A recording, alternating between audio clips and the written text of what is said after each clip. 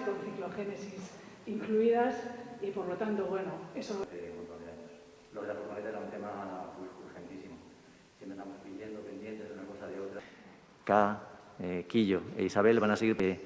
Los ahorros de Manuel los iba a dar a nosotros para que nos acompañaran. Entonces, pues, nos va a acompañar.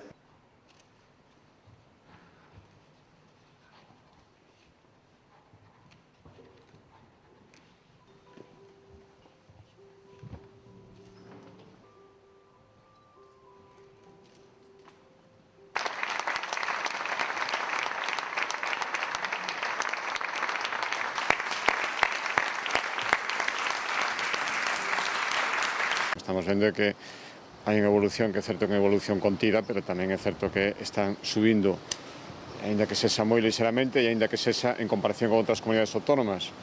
O estamos vendo ao redor, están volvendo a tomar medidas restrictivas, están volvendo a pechar interiores, están volvendo a perimetrar mesmo concellos concretos.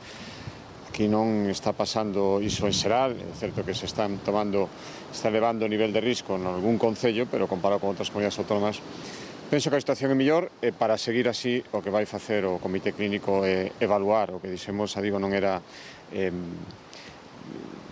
relaxar as medidas en todo caso, sino en función da evolución. E creo que agora o que nos interese manternos como estamos é ser especialmente prudentes. Non obstante, esperemos a ver o que se decida a semana que ven no Comité Clínico, pero creo que a prudencia e os pasos cortos neste momento é o máis aconsellable. Que lo que hacéis, el esfuerzo, todos los caminos que habéis hecho, que es muy complicado de hacer para cualquier persona que tuviera todo el tiempo del mundo, toda la disponibilidad, todo lo que tenéis que hacer en esfuerzo físico, en organización, en intendencia, lo hacéis, yo creo que con muchos menos medios de los que merecéis realmente.